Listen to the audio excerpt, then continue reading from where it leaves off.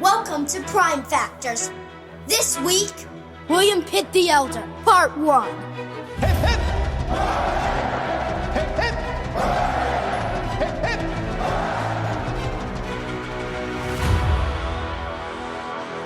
Hello, and welcome back to Prime Factors. I'm Abram, and I'm here with my dad, reviewing all the British Prime Ministers from Robert Walpole to Keir Starmer. It's episode 9.1, William Pitt the Elder, Part 1.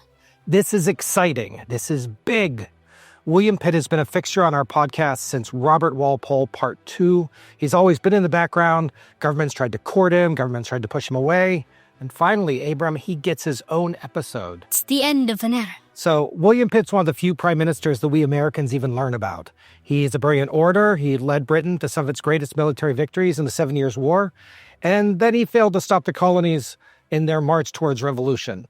And he is the namesake of my hometown of Pittsburgh, Pennsylvania. You lived in Dormont way more than Pittsburgh.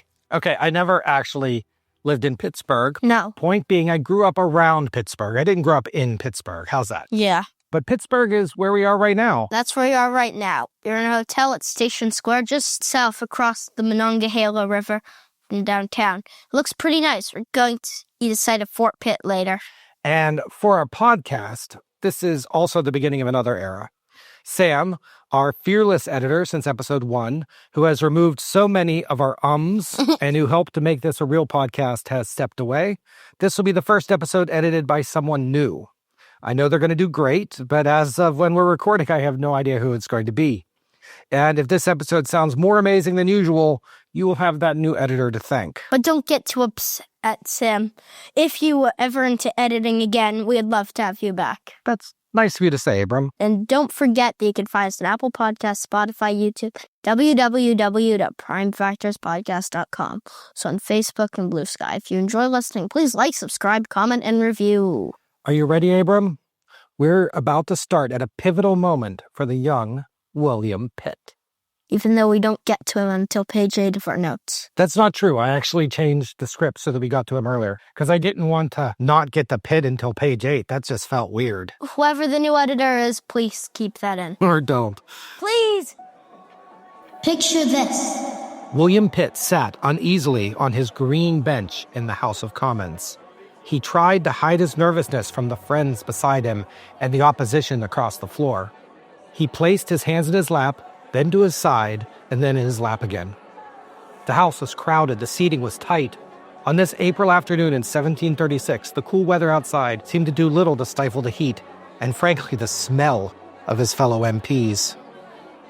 Off to his left sat Speaker Arthur Onslow in a great chair placed where once the altar had been in this chapel, when it was a chapel in the Palace of Westminster, rather than a normal room for the people's business.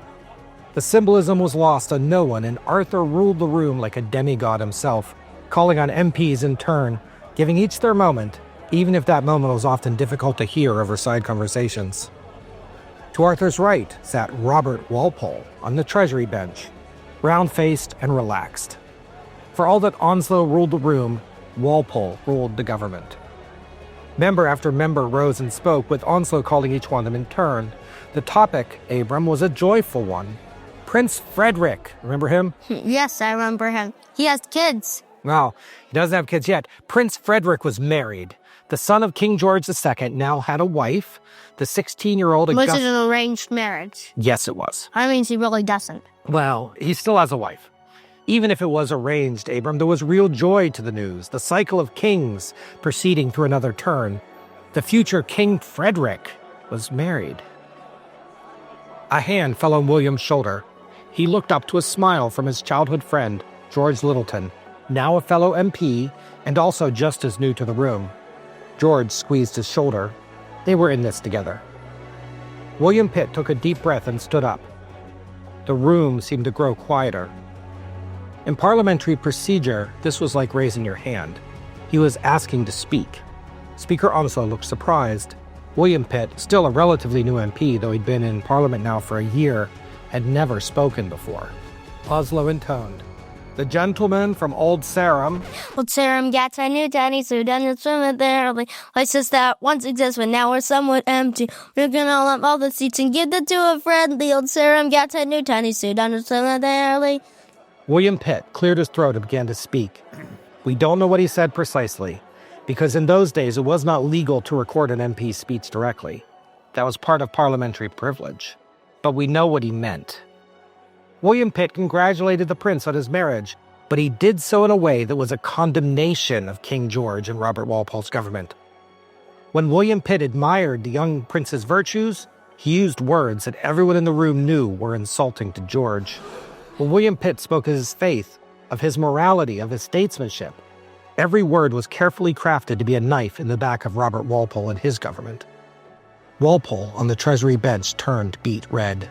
Turn after turn, William Pitt's speech electrified the room, but not once did he stray from congratulating the prince. If someone had written out his words, it would be impossible to see anything but a joyous message to a newly married couple. But in William Pitt's mouth, no one in that room could see it anything short of a declaration of war. William Pitt finished speaking and sat down. In his first ever speech, Pitt showed everyone in the room that he knew how to play the game.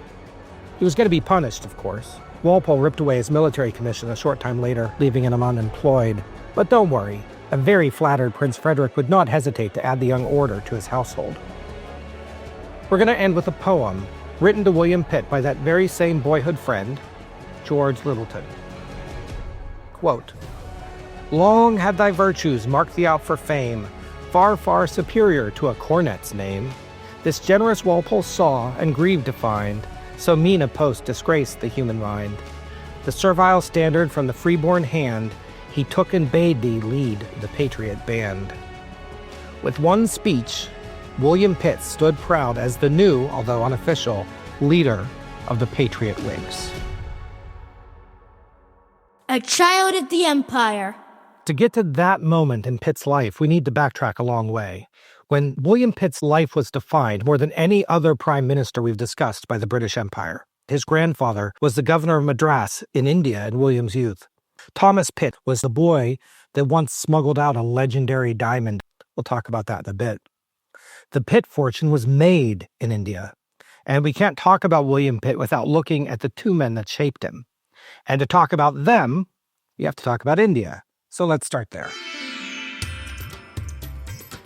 India had been known to Europeans as a distant land in the East for a very, very long time.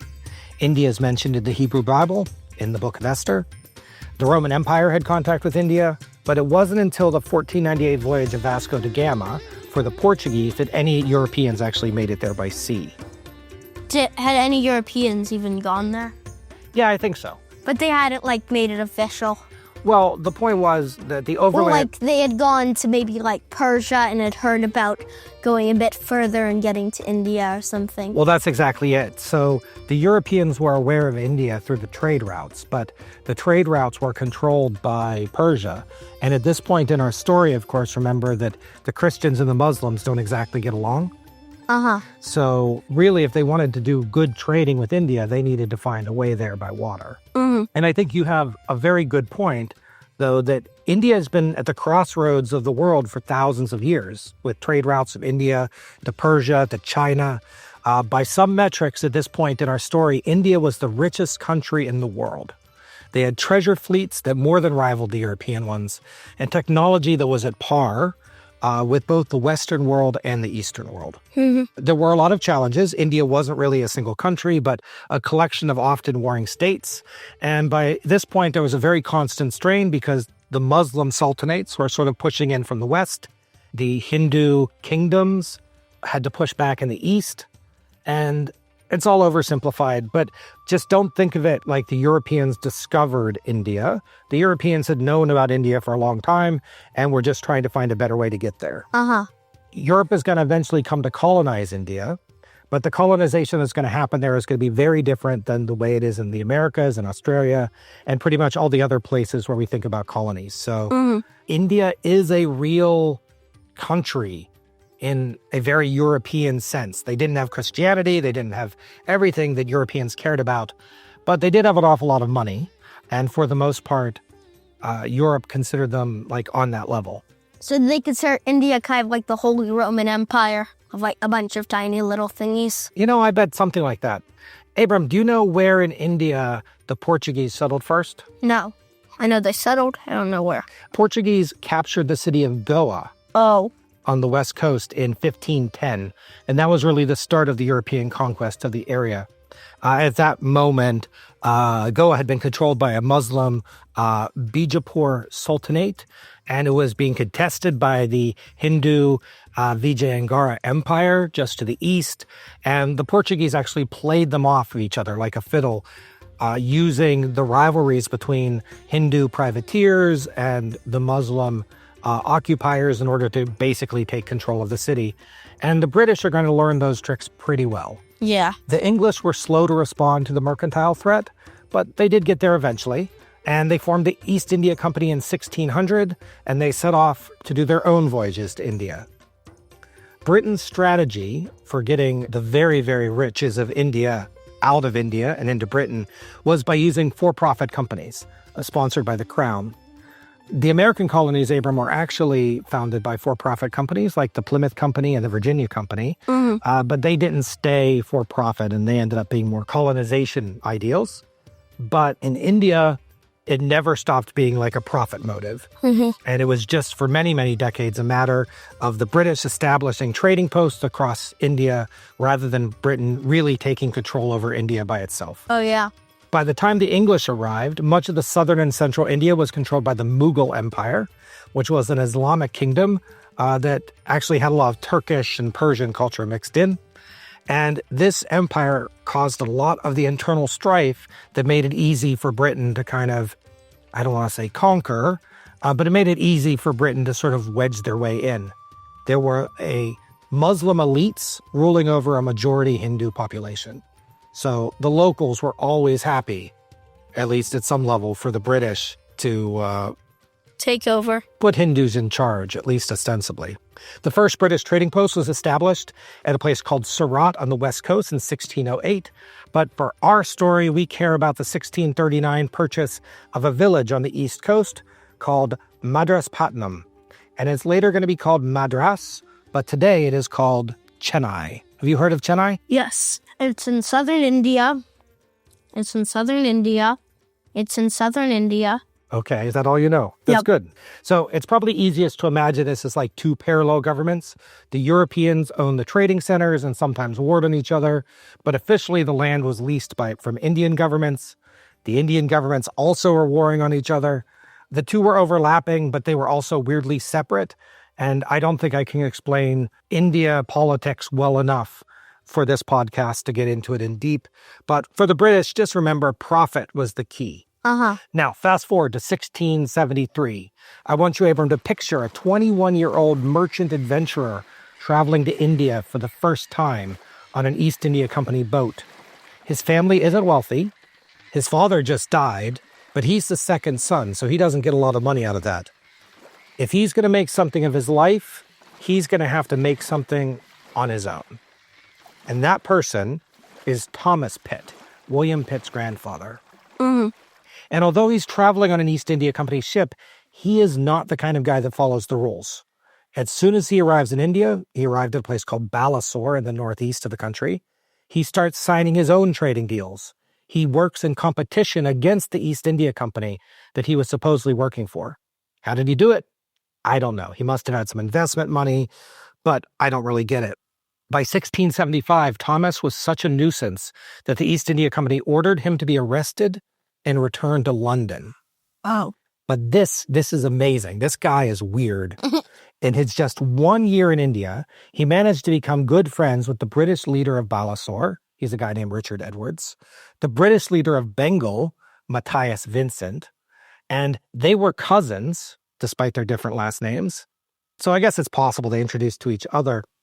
So while the East India Company wanted Thomas Pitt to be arrested, he was best friends with the two leaders in the area, and they were entertaining him at their house and throwing parties that he was invited to instead of arresting him. Oh. And for our story, they also made a very important deal with him. They introduced him to their niece. I really need to look at a family tree, two cousins, they share a niece. I don't get it. Her name was Jane Innes. And she was in India with them. She met Thomas. They were married. And so he is now, again, should be arrested and tossed out of India, the brother-in-law to two of the leaders of British India. Oh. And Jane was actually from a prominent Scottish family. She's a descendant of the Scottish King James V. James, Mary Queen of Scots, James. Yes, the fifth of those Jameses was him. But before Mary. So with the help of his wife and friends, Thomas built a trading empire between 1675 and 1681, and ships under his employ traveled to Persia, Malaysia, Indonesia, and they started a family together. By 1680, they had Robert Pitt, and that young family decided, hey, let's return to London. Yeah, he was a wanted man, but he'd deal with that when he got there. Back in London, a number of months later, because it took a long time, he started his own trading company. He was a wanted man. Yes. The East India Company still tried to get him arrested, and a judgment was enacted against him that he was not permitted to leave England again. But Thomas was not the type to ever let the rules get in the way. Do you know what he did? Left England immediately. Yes. He took his fastest ship and got the heck out of England. Britain dispatched a letter to India saying, as soon as this guy arrives in India, arrest him. He beat the letter by 11 days. So he had enough time to get resources and leave. He was supposed to be arrested.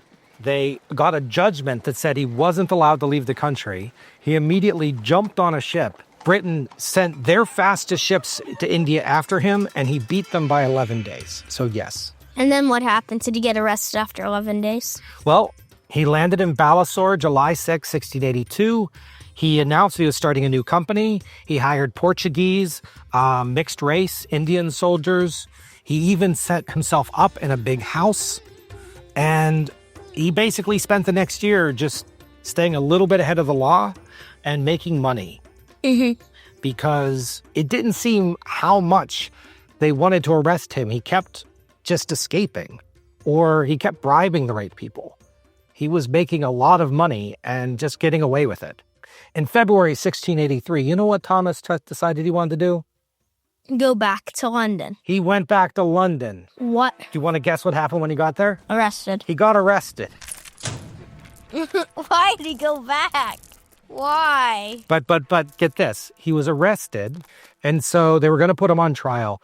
But you can post a bond in order to stay out of jail while you are waiting for your trial, right? Uh-huh. He had to post a 20,000 pound bond, which is many, many millions of dollars today. But he had it. What? He's like, sure, arrest me. I've posted bond. I'm just going to keep going. So while he's in London, this trial is taking years to happen. He invests his fortune. He buys property in Cornwall. He buys up most of Old Sarum. He buys up a lot of places. And when the trial's over in 1686, despite the fact that he had done all these illegal things, you know how much he was fined? 1 pound. Close. He was fined 1,000 pounds. He negotiated it down to 400 pounds. And then William III pardons him down to Nothing. nothing. So when did he leave for the first time? He left for the first time in 1673. So he has basically been a merchant working against the British. He's pardoned in 1686. He's 33 at the time. So what does Thomas do?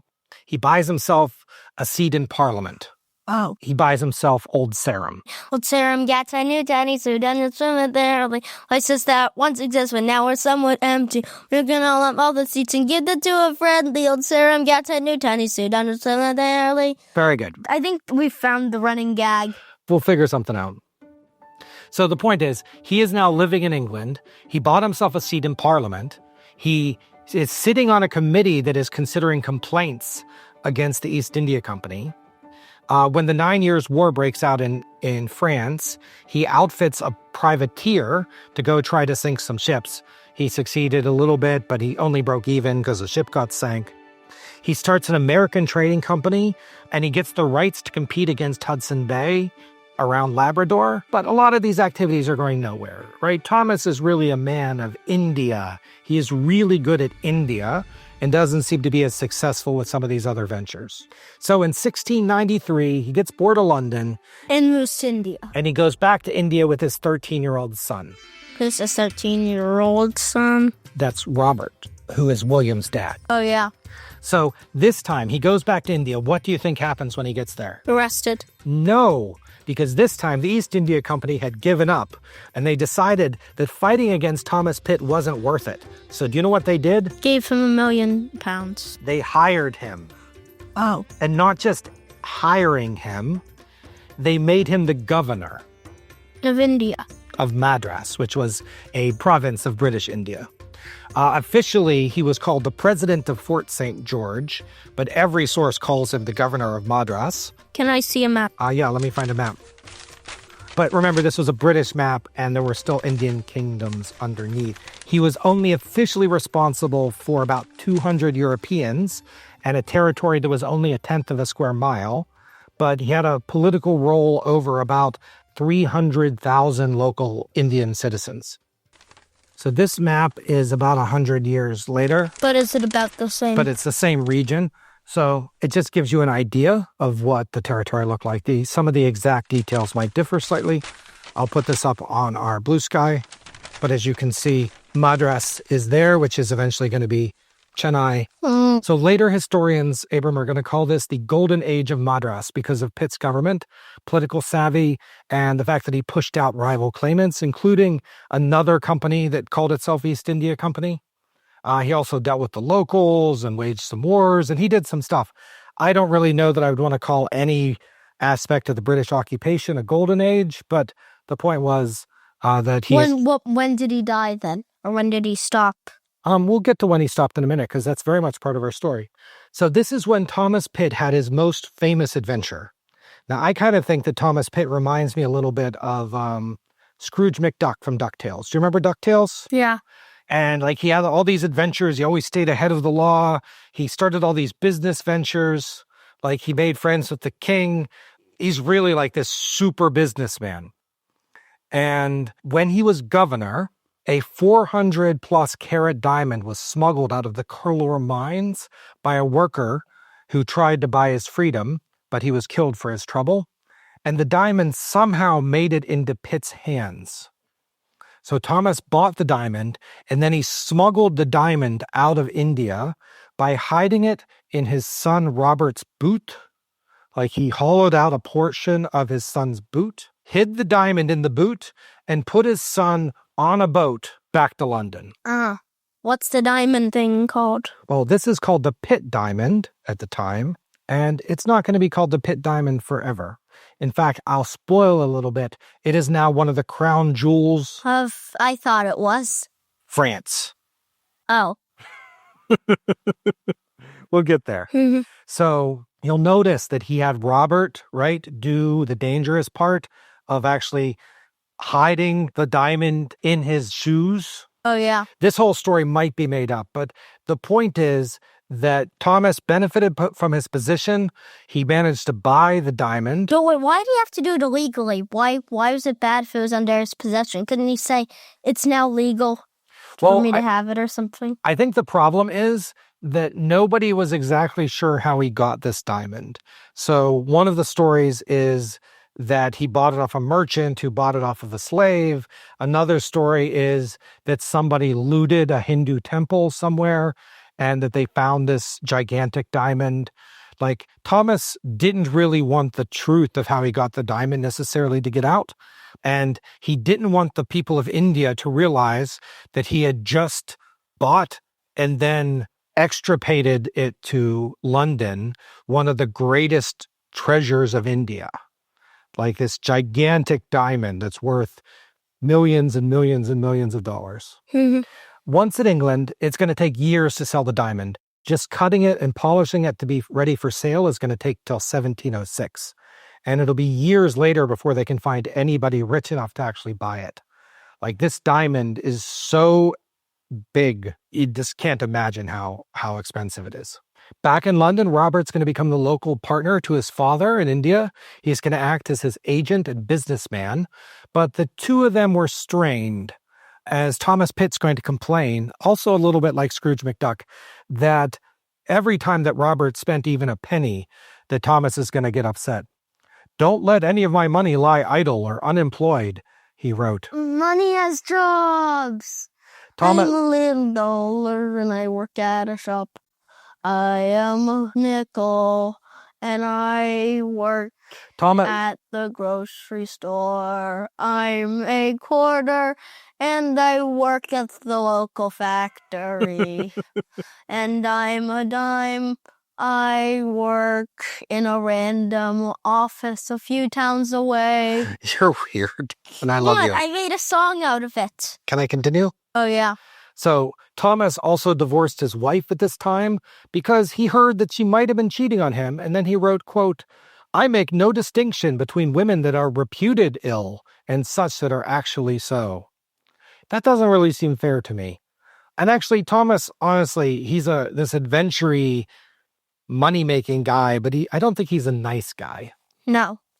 In 1704, Robert Pitt married a woman named Harriet Villiers, the daughter of Catherine Fitzgerald, the Viscount Grandison. Wait, so is this guy now 50 years old? Thomas is now 50, but we're switching from Thomas to Robert because he just married the daughter of the Viscountess Grandison, and she was from a prominent Irish family, and she helped the Pitts marry up because now William Pitt has both Scottish and Irish prominent families in his background. Robert entered Parliament and has his first son in 1705. And we'll talk a little bit more about his career soon, but I want to get to one important event in his life. William Pitt, Robert's second son, was born November 15th, 1708, just after 8 a.m. Robert summarized the event in a letter to his father, saying, quote, "My wife intended to have written to you this day, but early in the morning was suddenly prevented by the birth of another son. We now have 2 boys and 2 girls." That's an understatement if I ever heard one. It's like, "Oh, by the way, my wife was going to write to you today, but she accidentally had a baby." I mean, It is kind of a weird sentence to say. It is weird. And kind of a sentence no one would say anymore. That is true. Silver spoons. William Pitt was born to a family that had broken out of the national and even international stage, but it was also very much a work in progress. They hadn't sold the diamond yet, and so really all they had in their house was a very expensive paperweight that a lot of people would want to steal. I hope they kept it in a bank or something. Oh, yeah.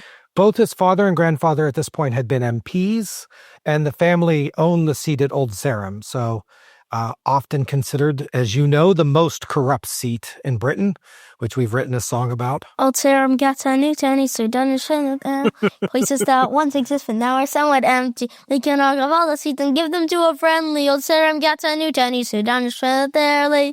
On his mother's side, the family had deep connections to Ireland, while his grandfather and uncle on that side had both been Irish MPs. And there's a twisty little tale that we don't have time to get into where his grandmother was made Viscountess Grandison in her own right, even though her nephew, William's uncle, was already Viscount Grandison. It's complex. We don't have time. Adding up all of his points, William Pitt gets 9.6 silver spoons, which places him on par with George Grenville. They were both families that were on their way up, with uncles and cousins that were higher on the social rankings than them, but very, very, very far from some of our more highborn prime ministers. Like Compton, yeah. And as I said before, William was the second son. Thomas Pitt, named for his grandfather, was the first son of Robert Pitt, and he's going to be the heir to the Pitt fortune. Oh. William has an older sister, Harriet, and 4 younger ones, Catherine, Anne, Lucy, and Elizabeth. And who's the fourth? Catherine, Anne, Lucy, Elizabeth. I thought Anne was and. Oh, that makes sense. Some sources list a Mary, but I can't figure out which, the genealogies at this point are kind of crazy, and it's the 1700s. The unimportant members of the family are not documented well. When William was born, the family was in disarray. His grandfather, Thomas, we're going to start calling him Governor Pitt, so you know it's not his brother, Thomas, was still in India, but he was a passionate Whig and he was a supporter of the Hanoverians. So wait, how old's that guy? The adventure guy who kept escaping jail. How old is Governor Pitt at this point? Yeah. Governor Pitt was born in 1653. So that means he's 55. You are very fast at that. How is he still alive? He's only 55. That's not old. Oh, yeah. So the point is, his grandfather is a passionate Whig supporter, loved the Hanoverians, but his father, Robert, guess what his father, Robert, was? Tory. He's a Tory. Tory. And what is worse than a Tory? Nothing. A very special kind of Tory. By John Stewart. No. Robert, William's father, is a Jacobite. And we even have letters from Governor Pitt accusing his son of, quote, trying to put a French kickshaw on the throne again. But Governor Pitt was very far away, and he depended on his son to manage his family affairs in London and to sell that Pitt diamond. So, of course, there was little he could do about his son's flirtations with treason. And William was, at this point, way too young to understand. And actually, it's possible that Robert's flirtations with the Tories are connected to the diamonds also, because he tried to sell the diamonds to Parliament in 1708 to be used as one of the crown jewels of Britain. But they said no. And so if he were to help a Jacobite king get on the throne, we assume that they would buy a diamond from him. William's early life was spent at a mansion named Marawadden Court in Salisbury. It's nice. I have a painting of it, but it's nowhere near as crazy as some of the other nice mansions and castles we've seen in our other episodes. Like Wentworth Woodhouse, the house that was so long, you needed a carriage to ride from one end of it to the other. Oh. And although Governor Pitt and his son probably disagreed on a lot of stuff, the governor wanted Pitt to have a nice place to live and a nice place to raise his family. But in 1709, Governor Pitt was replaced as the governor of Madras, and then he came home. And after a slow and scenic trip around Africa, he arrived back in London 1710. The family was not exactly united, but they were in one place. Jacobites rising and falling. Actually, not united, but they were all in one place is kind of a line that we could use for the whole country in 1715. Because Britain was a nation divided by the key question of who was fit to rule over them. Abram, do you remember what was going on then? Royal family issues. Who's going to rule? Well, yes. So it's been a while since we talked about this, but from 1711 to 1714, Britain was led by a Tory government under Queen Anne. And many members of that government wanted Anne to not be followed by one of those weird German princes, but rather by the previous ruling family, the Stuarts. And many, of course, across Britain felt the same way, especially those with Catholic sympathies, and especially the Scottish, for whom the Stuarts had been their monarchs for generations longer than the English. And Robert Pitt, William's father, was a Jacobite. He wanted to bring the Stuarts back. When George I came to the throne, Jacobites' hopes seem to have been dashed, right? But this actually only led to widespread violence as the legitimate routes to change went away, and the only routes to bring a Stuart on the throne now involved rioting and kicking George back out again. So Britain was divided, the Pitt family was divided, but Thomas, Governor Pitt, knew that if the Hanoverians won, which they most likely would win, right? Anybody that was backing the Jacobite cause would be in for a heap of trouble. And so he was really pushing his son, Robert, in order to not publicly support the Jacobites so much. They had screaming matches at their house in Pall Mall and some of their other houses between Thomas and Robert, Jacobite versus Hanoverian. And at the end, Robert accepted a job in Prince George's household. That's the future George II. Yeah. Robert funded a militia company in Dorset to help fight against the Jacobites. But in 1715, a close friend of Robert Pitt named Edward Harvey was arrested and all of his papers were taken. And among those papers, almost certainly, were letters from Robert implicating him in the Jacobite plot. Oh. We know that Robert was still in contact with the Jacobite leaders at this point, and he had actually delivered a secret letter to the Duke of Ormond to encourage him to flee to France. You're going to be arrested. Leave. quickly. Mm-hmm. The family held their breath. William Pitt was probably too young to understand, but if they were found to be a Jacobite clan, they could lose their fortune. They could lose their future. The diamond? Well, they could lose that too. But the Jacobites were defeated in the Battle of Preston. We talked about that in Henry Pelham's episode. It was a long time ago. And suddenly the heat was off. The Pitt family had survived, but barely. Making the family fortune. All right, with the Jacobite threat gone, the Pitt family had a stroke of luck because they found a buyer for the Pitt diamond, the French government. It's an ironic twist that the largest diamond found in British India is going to be part of the French crown jewels, not the British ones. But Governor Pitt was more interested in the money than he was in the optics of the situation or patriotism, and Parliament had already refused, so it's not like he didn't offer it to them first. Uh-huh. There is a funny story associated with this, probably the last of our Governor Pitt stories. Governor Pitt took the diamond to Calais to be looked at by a jeweler before the sale. And if you like, you can imagine that there's an 8-year-old William Pitt coming with him, but he probably wasn't really there. The jeweler hemmed and hawed, claiming, this is a lower quality than you tell me. I mean, it's a big diamond, but it's not so good. You know what Thomas did? What?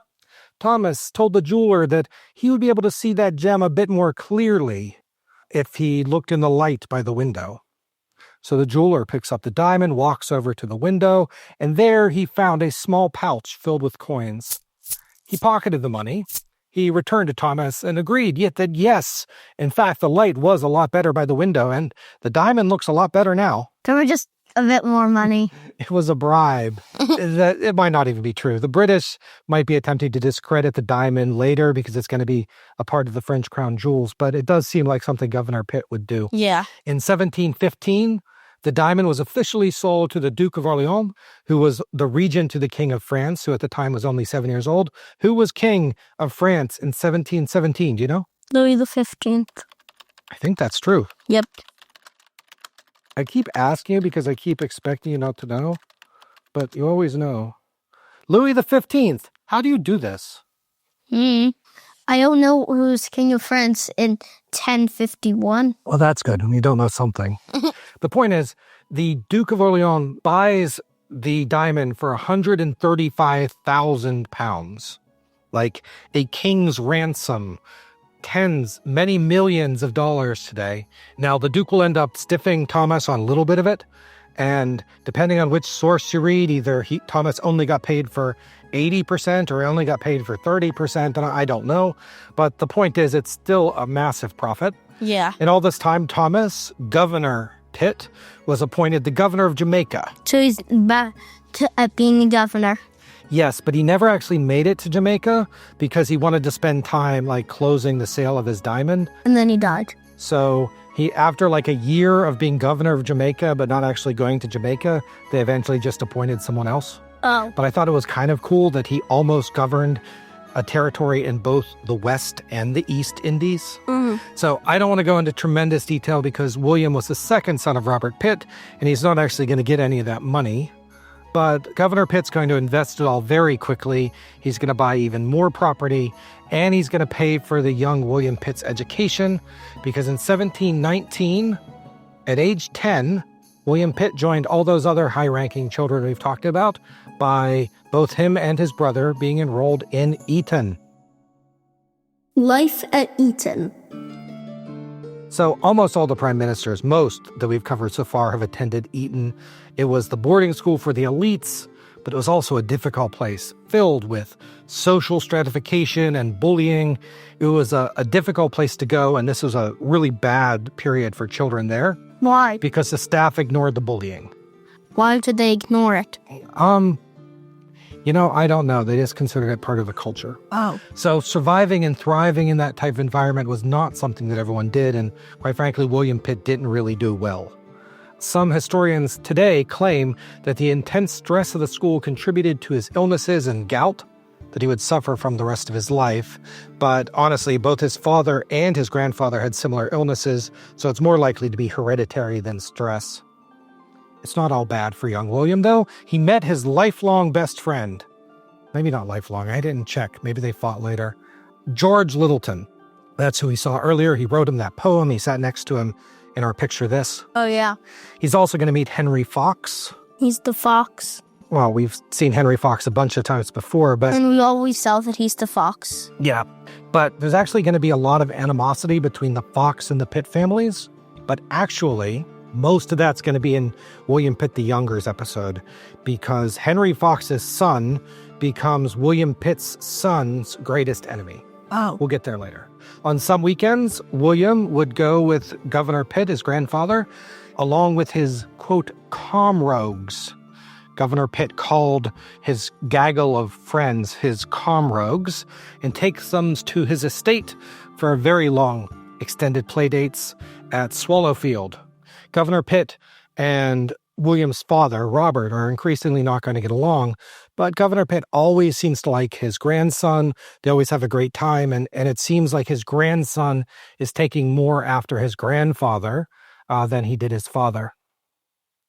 Because of William's gout, by age 14, he's no longer able to play sports and frequently could not always get up to the other mischief that kids got into. Now, some of this might not be true because in another book, it says he was one of the first prime ministers to ever play cricket.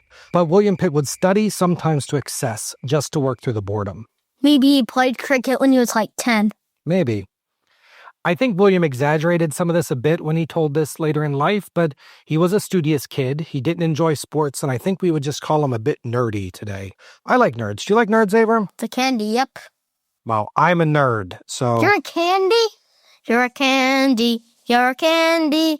Can I please feed you? You're a candy. You're a candy. You're all yummy too. You and the songs today. That's the running gag. I don't know if I like that running gag. Why? In his teens, William had some sort of fainting spell where he fell and had to be taken to a doctor by carriage. 2 surgeons attended him and gave him a medical bill of like £4, 4 shillings, or about 1,200 today.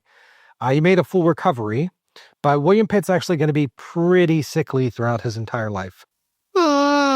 We don't have report cards, if they even had such a thing back then, but his tutor, William Burchett, wrote this letter to William's father in 1723. He said, quote, "Your younger son has made great progress since coming here. Indeed, I was never concerned of a young gentleman of so good abilities, and at the same time so good a disposition."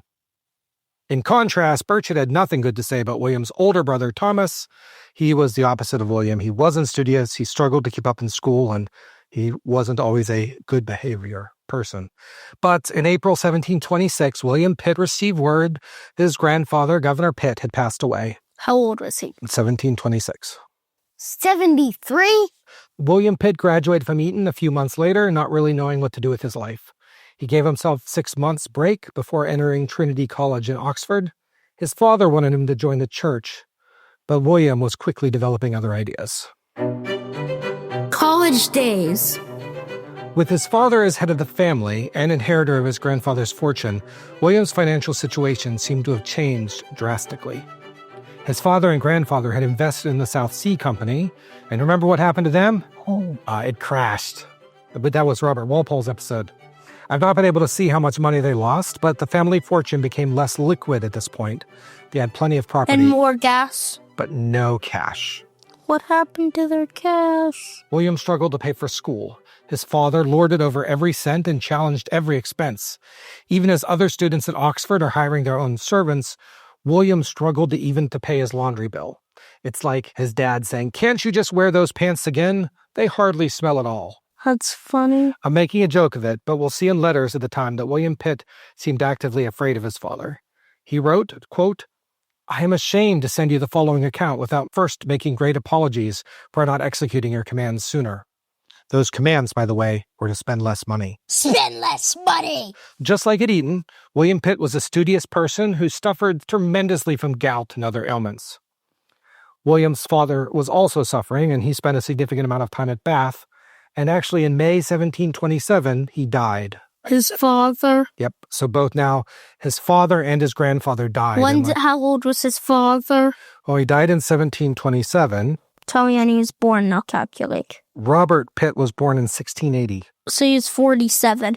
Yeah, I don't like people dying at 47. Why? Why do you think, Abram? 'Cause you're almost 47. The family fortune passed Yeah, through... you are almost 47. I Which am. means if you were him, you'd not survive much longer. Thank you for reminding me. The family fortune passed to William's older brother, except for £100 a year that he was given as an allowance. William and his brother actually didn't get along very well, but it seems like he was at least continuing his father's support. But £100 was maybe a lot of money for some, but not enough for school. We do get one funny story from his time at Oxford, however. After the death of George I in 1727, students were invited to participate in a poetry competition for the best poem in honor of their departed king. The poems had to be written in Latin and in hexameter. I don't even know what hexameter is, but it sounds like a complicated rhyming system. So for all that we hear about how great William Pitt is, he was apparently a dreadful poet, although his classmates must have done worse because he supposedly came second. I found the poem, but I haven't taken Latin since the 7th grade, and I would butcher it, so I'm not going to read it. I looked at a translation. It looked okay. But shortly after this competition, William dropped out of college. We don't have a great reason why, but there are a couple theories. Are you ready? Mm-hmm. First, could have been the money. With his father dead and his older brother now in charge, he was an outsider. A second son was expected to make his own way in the world, just like his grandfather had done by going to India. And Thomas was also really bad with money, and so maybe there wasn't a lot to go around. Second, we know at that point that Oxford was a bastion of Toryism, which may have been one of the reasons why Robert, William's dad, wanted him to go there. But William took after his grandfather. He was a Whig and a Hanoverian, and so he might have felt uncomfortable at Oxford. And my third theory, are you ready? Mm-hmm. He dropped out because he lost the poetry slam. Okay, that one's probably not true. William picked up the pieces, went to a university in Utrecht. Do you know where that is? Netherlands. And this was a common place for middle-class Englishmen to study and much cheaper than Oxford. We know that he was very ill during the crossing of the Channel. He didn't have his grandfather's sea legs, and maybe that's why he didn't journey to the continent all that often when he was an adult. But by 1730, he dropped out of there as well, and he was basically living on the couch at his brother's estate of Beauconnach in Cornwall. Mm-hmm. His brother claimed that he could stay as long as he needed, but he was 22, and, well, he really needed to find a career. And so he chose the military. Coronet of horse. Abram, you remember William Pitt's friend for life, right? His best friend, George Littleton. Yep. So George was the nephew of somebody that you already know. Was it Richard Temple, the Viscount Cobham. They're back! Yes, this is the same Cobham from our episode about George Grenville. William knew him through his relationship with Littleton, but Cobham was already getting involved in Whig politics, and so I think the two had a lot to talk about. But Cobham wasn't just the leader of the Cubs, Abram. He was also the colonel of something called the King's Own Regiment of Horse, sometimes called Cobham's Regiment or Cobham's Horse. That was a cavalry unit in the British military. Do you know what cavalry is, Abram? The foot people. No, the horse people. Oh. The knights on the chessboard, not the pawns on the chessboard. Okay, so keep on going with the chess references. And so William, you probably noticed, was a bit of a nerd as well as an aristocrat. He was in no shape or health to ride horses into battle himself, so what did he have to do? He had to become an officer. And at this time, you didn't become an officer because you were qualified or because you did good in school. You just randomly became one? No, you bought your way in. Oh. And in this case, the cost to become a cornet is £1,000. Want to become a piece of corn? No, a cornet. A cornet is the lowest rank in a British cavalry unit at this point in the story. So Uncle Cobham, he's not William Pitt's uncle, but everyone calls him Uncle Cobham anyway. Uncle Cobham was a colonel. Underneath him were captains. Under the captains were lieutenants. And under lieutenants were the cornets. So William Pitt was very, very, very low in, the rankings of this unit. But that's because he didn't have so much money. And by the way, one source said £1,000, another source said £3,000. I don't know the exact amount of money. The point about the money is that it's a lot. Mm-hmm. So even though this wasn't like a prestigious role, it still cost a lot of money. And Pitt couldn't afford it. So how did he get that job? Guess who helped him? George Littleton. No. George Grenville. No. George Harrison. No. Robert Walpole. Oh. So Robert Walpole really didn't care at all about William Pitt, but he wanted Thomas Pitt, who was also an MP, on his side. And so in order for Walpole to get in Thomas Pitt's good graces, remember that's William's brother, Robert Walpole offered to pay for William's cornetcy. Little did he know that he was promoting a man who would one day be his greatest enemy. So with Walpole's surprise help, William had a job. And the job was actually very, very boring. His regiment was stationed at Northampton. His medical condition still meant that he wasn't doing all that much, and the regiment really didn't have work to do. William Pitt would later claim that he spent that time reading every military book he could find. But his letters at the time actually paint a little bit of a different picture. He wrote, quote, "My head is not settled enough to study, nor my heart light enough to find amusement in doing nothing." It's like, I'm having trouble studying, but I also don't want to just be bored. What should I do? Mm-hmm. And we don't know what he's going to do. What? So while Walpole successfully kept England out of the War of Polish Succession, a very bored William Pitt took an 8-month vacation. And finally, remember, what do all of the nobles do before they go to college? World tour. A grand tour. And so this is his mini grand tour. He didn't really have enough money for a big one, but he basically took 8 months to tour France and Switzerland. And he writes to his sister Anne during this period a lot because they're very close. And he's the only family, or she is the only family that he really has lots that he enjoys talking to, at least at this point in the story. And while in France, William is introduced to a young woman in the Besançon region. He doesn't name this woman in his letters home, but William is in love. William is in love. He found someone in eastern France to fall in love with,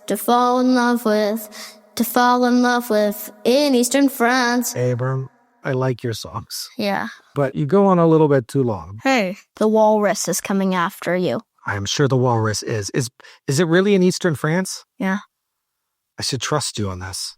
Should I check? Yep. Eastern France. Geez, how did you know that? Eraser. There. I should learn to never underestimate your geography abilities. Yeah. Because I should have looked it up, to be honest, but I clearly didn't. Anyway, William is in love, but it is with profound regret that he has to tear himself away from her. It is very sad for him. Bye-bye, love. I'll see you hopefully again. Bye-bye.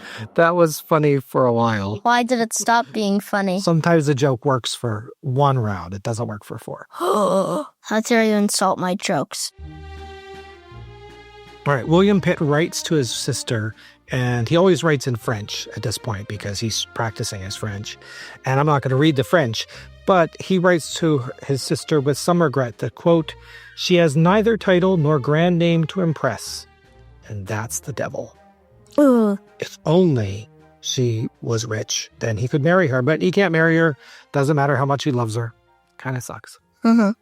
While he was having this difficult breakup, his sponsor, Viscount Cobham, was having a breakup of his own. This is the moment in our story that we've discussed before, where Walpole tries to get the excise tax passed. Cobham goes against Walpole. It fractures the Whigs. And in punishment, Walpole has George II rip Cobham's cavalry units off of him. So when William returns to France, he's going to have a different boss and someone he doesn't have any connections with. But that does not mean that Cobham was forgotten. To the contrary, Cobham is getting even. You remember how this worked in Grenville's episode. He's building an army of MPs that were going to fight against Walpole. And then it fails. In a way. George Littleton was one of these MPs, as was William's brother Thomas. This group, of course, is going to be known as Cobham's Cubs. But Cobham knew William well, and it was easy to see that Thomas needed to get his brother in this club. And they had a bit of a mischance for this in 1734, where Thomas made a last-minute substitution and didn't give the seat to his brother.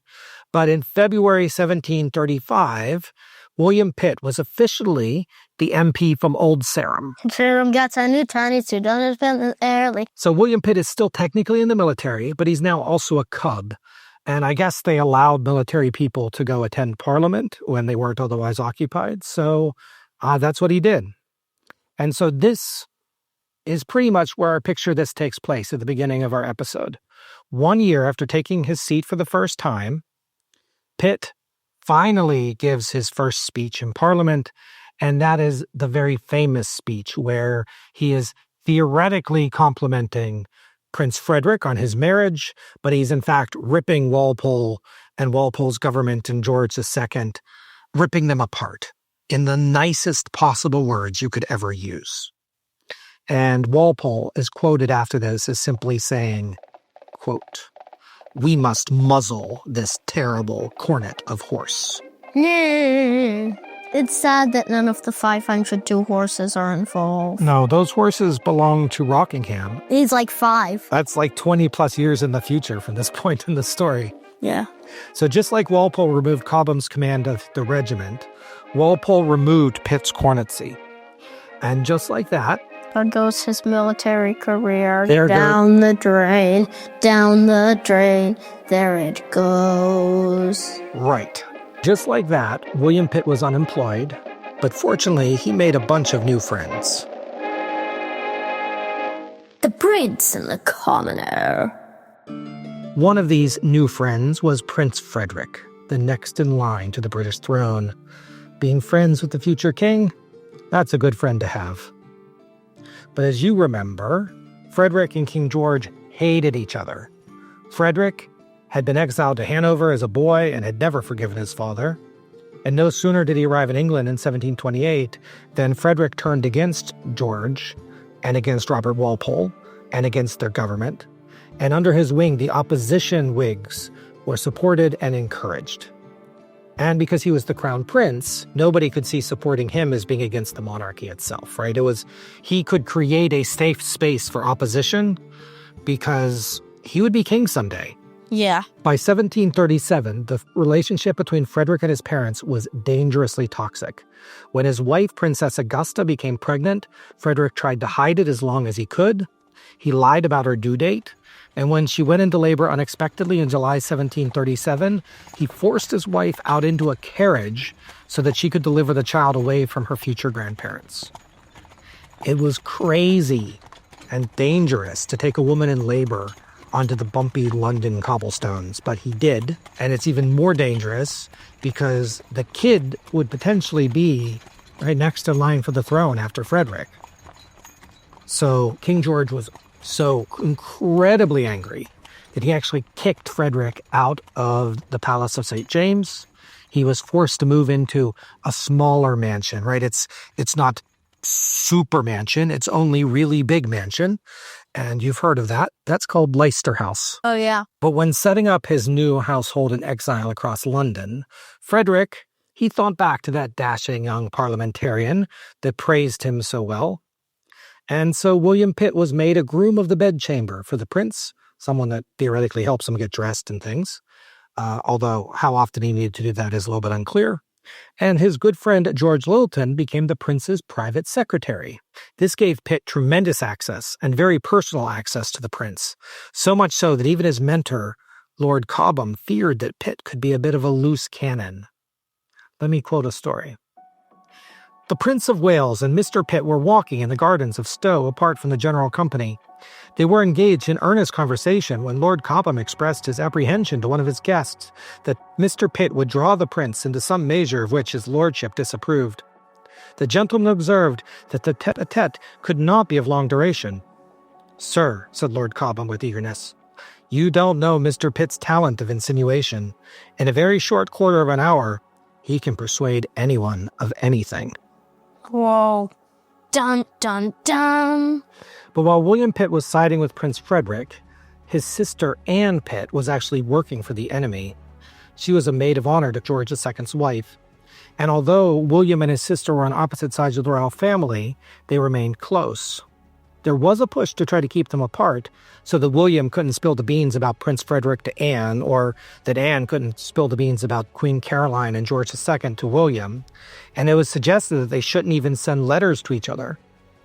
But in the end, it became moot.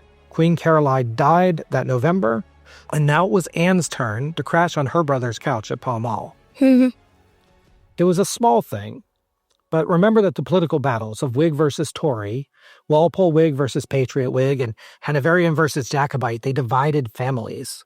And sometimes being a noble that needed the support of a powerful patron might mean that you couldn't always act the way you believed.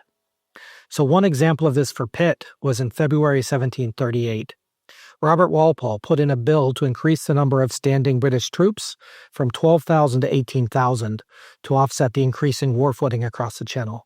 We know from later in his life that William Pitt was a war guy. He believed in the might of the British Empire, and in almost every case he pushed to strengthen British's military, their army, their navy, and their commercial arms in order to improve Britain's position in the world. Yeah. But here, Pitt's feelings didn't matter. Prince Frederick wanted William to argue against this troop increase, and so Pitt did. He argued in Parliament that the standing army was unnecessary. The Jacobites weren't going to be a threat ever again. And wait, what year is this again? Oh, 1738. When are the Jacobites going to be a threat again? 45. 1745. It's difficult to look at that scene and not see a William Pitt in control. He's not acting on his own instincts, and I wonder if his more assertive stance later, right, refusing to join governments that he didn't agree with, stems in part from these times where he had to argue points that he didn't believe just to make sure he kept good with the prince. Or...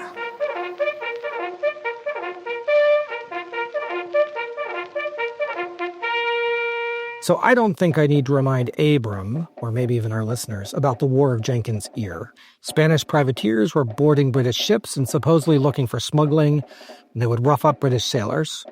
And in 1731, they supposedly cut the ear off from Captain Robert Jenkins. And that ear was much later, 1738, passed around Parliament. Of course, the British were almost certainly smuggling, and there are some questions as to the total number of ears that Robert Jenkins owned, or whether the one in Parliament was real or not. But the important point in our story is that the tensions with Spain were rising, but Robert Walpole was a peacemonger. He kept Britain out of the War of the Polish Succession, but it was becoming difficult to forgive Spain for all the insults.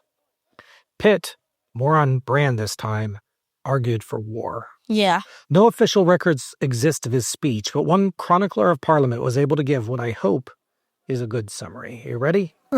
Quote, "Is this no longer a nation? Or what is an English Parliament if, with more ships in your harbors than in all the navies of Europe, with above 2 million people in your American colonies, you will bear to the hear of the expediency of receiving from Spain an insecure, unsatisfactory, dishonorable convention? You tell us that our right of sailing unmolested by Spanish searchers would be submitted to plenipotentiaries. The mere submission of such a right is an indignity." Pitt was saying that the British Empire should not be humbled by Spain in this way. It needs to rise up. And this is the first speech that I could find where we see that firebrand Pitt, the one that was going to demand and receive victories in the 7 Years' War. Walpole eventually relented, and Britain went to war in October 1739. We covered that war in Walpole's episode. I don't want to do it again, but Pitt will argue just as vehemently that Walpole was fighting the war badly as he argued that Britain should have fought it at all. Walpole was simply not a great war leader. Ships were undermanned, key forts like Minorca were underdefended, although that wouldn't be a real big issue till later. The Navy struggled. They won a battle at Portobello, but it lost a more important one at Cartagena. Pitt privately lamented the fate of his country and worried whether England would even survive. He wrote to Lord Chesterfield, quote, "The scene abroad is most gloomy. Whether day is ever to break forth again or destruction and darkness is finally to cover all," and then he wrote a bit in Latin, "In pace aeternum minurant saeculorum noctem," must soon be determined. I only wish in this great crisis every man in England may awake. Now, I butchered the Latin there, but Pitt is deliberately misquoting Virgil. I looked it up. The original says something like, impious generations fear an everlasting night, but Pitt said they deserve an everlasting night. If the British Empire doesn't stand up for itself, it would find itself humbled by Europe and deserve it. So is that the closest England came to ever being defeated? I don't know that they were really that close, but Pitt was really painting it as life and death for the country. And maybe it was true. I mean, there were times where France was preparing to invade, so it could very well have been. I mean, it was a tough time. Oh. Walpole's reluctance to fight and his poor aptitude to doing so ultimately led to his declining support in the Commons and his fall in January 1742.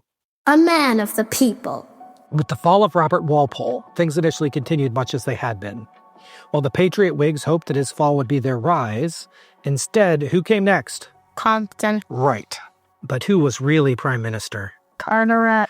Yes, we saw a government where Spencer Compton was supposedly the prime minister, with Lord Carteret pulling the strings as Secretary of State. Walpole lost, but he kind of won, at least for now. But the European situation was getting worse.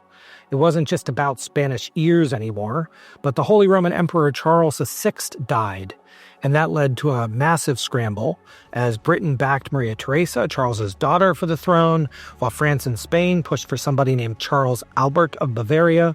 Lots of countries invaded each other, and quickly Britain's little war with Spain over an ear and trading rights became a gigantic tangle of alliances and a mess. Hanover was in the middle of the mess, and King George II quickly traveled to Europe to fight personally. And he is the last British monarch to do so. To ever, fight personally? Yep. We talked about that back in Compton's episode, maybe Pelham's episode, I'm not sure which. It was 1740. When did he do it? Well, the Battle of Dettingen was 1743.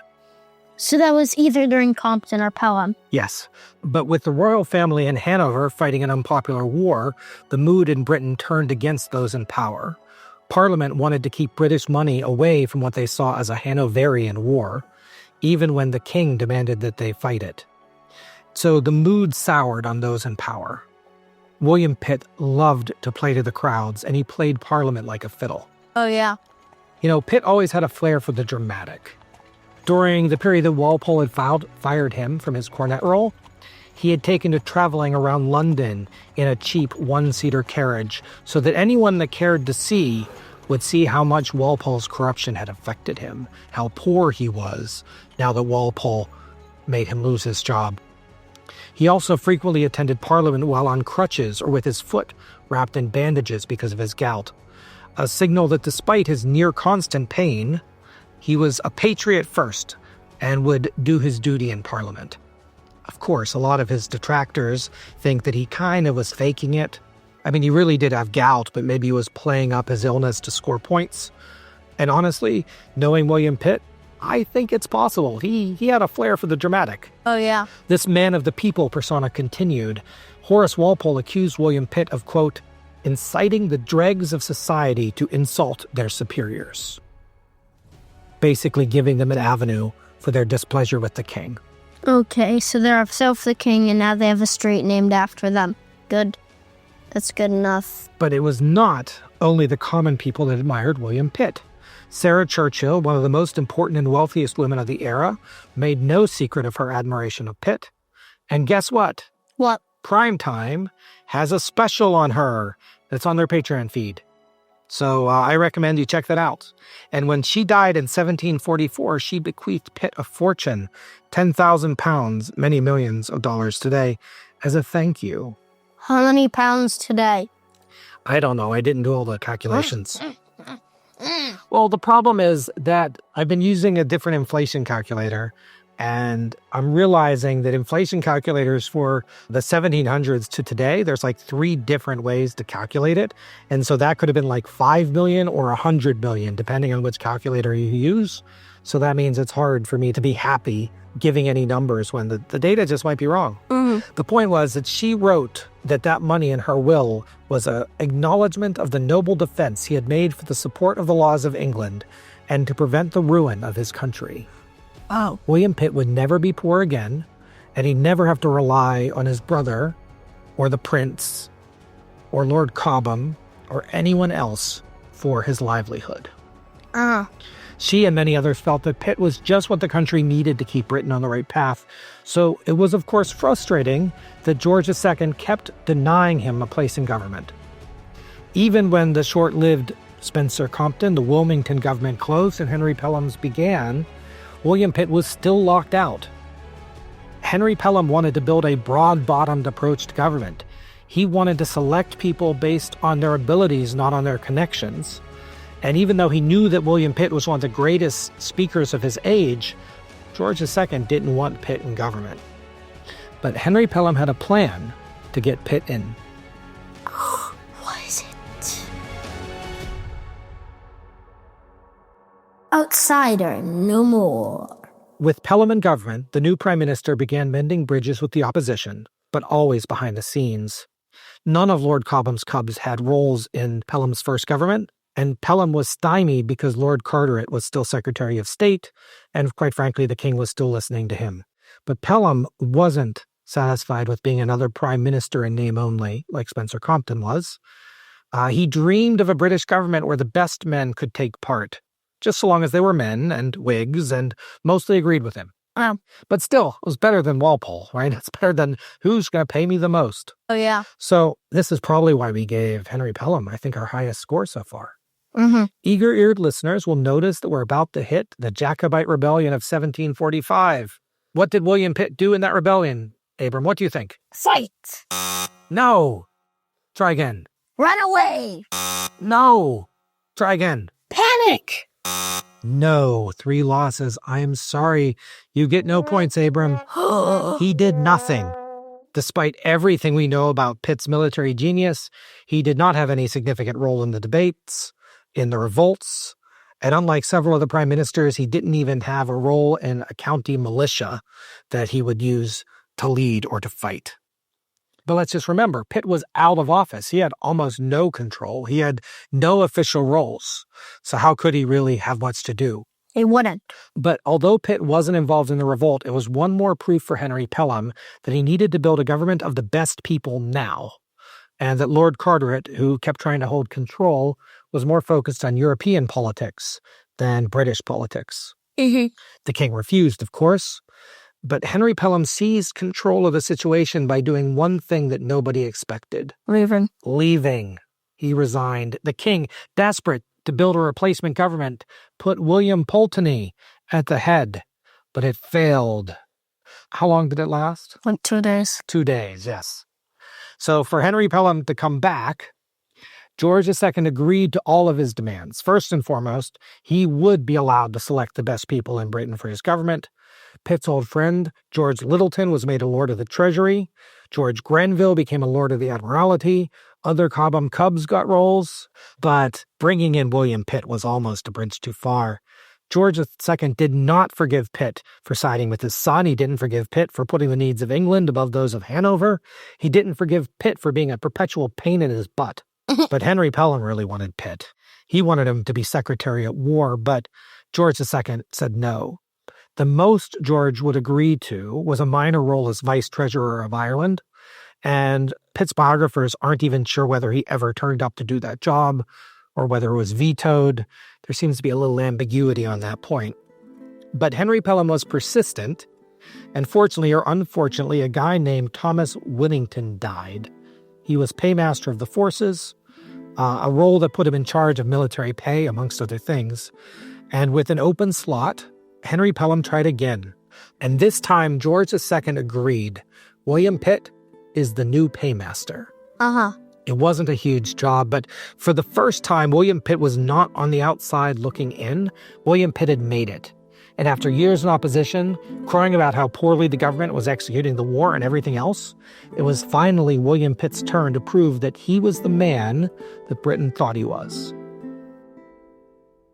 Meanwhile, across the Atlantic Ocean. We're staring right now out the window at the confluence of three rivers. No. Actually, we're not. We moved to a library a couple of hours ago, but we were looking at those rivers when we started this morning. And at this point in our story, the Iroquois League have semi-recently conquered this region, and they exert nominal control, considering it part of their extended hunting territory. While it's true that they've been pushed away from the coast by the Europeans, the Iroquois League has been conquering territory since well before the Europeans arrived. Native American history is more complicated and less static than most of us are taught. King George's War, the name for the North American theater of the War of Austrian Succession, has mostly stayed away from this part of the world, right? Yeah. The New Englanders were raiding into New France and vice versa, but we're very far from them here. Even though the war is far away, the British are still concerned about the French control of the Ohio Valley. To block off French encroachment, the Ohio Company of Virginia was just founded to expand British control west through forts and trading posts. William Trent, best known as the namesake for Trenton, New Jersey, purchased territory up and down the Ohio River from the Iroquois.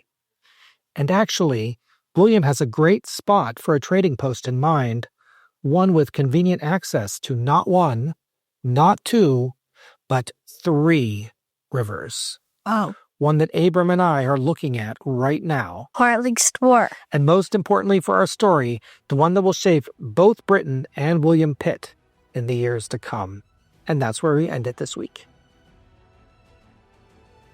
So what did you think of our episode? Do you like Pitt? Yeah. Do you prefer Thomas Pitt over William? No. 100%. Thomas Pitt is kind of neat. He's like this mercantile hero villain person. Like, are you supposed to like him? Are you supposed to hate him? He's just a cool character. He is a very cool character.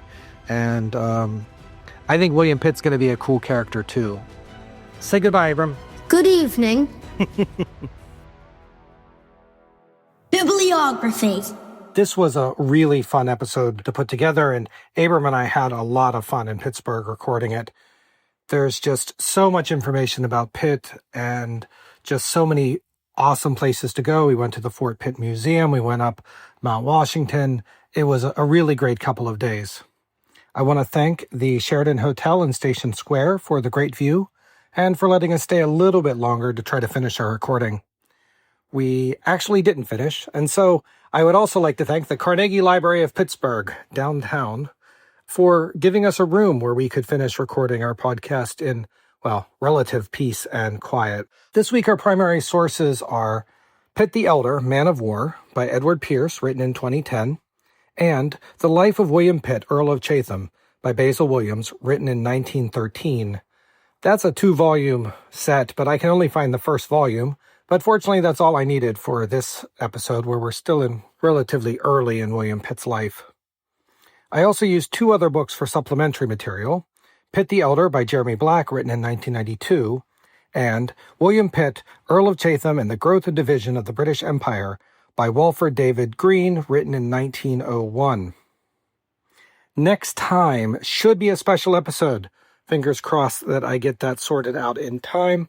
It's time for Beatles Review. Beatles review. Okay. What are we reviewing today? Okay, so we are reviewing Yellow Submarine, Abbey Road, and Let It Be. Yellow Submarine has 1 good song. It has, 3 other not good songs. That's it. I mean, Yellow Submarine is a really short album. It only has 6 songs and a whole bunch of instrumentals. We didn't even listen to the instrumentals. And I think only the American edition even has Yellow Submarine on its own album. But I could be mistaken about that. Yeah. So, what is the 1 good song? Hey Bulldog? Yeah. What is it with you and Hey Bulldog? It's a good song. Is it your favorite song? Second. You keep having to ask. Oh yeah, that's true. I already asked that. Okay, so Yellow Submarine, I'm not sold on it. I think it's okay. Next, we have Abbey Road, one of the best albums that has come together, and a few other good songs.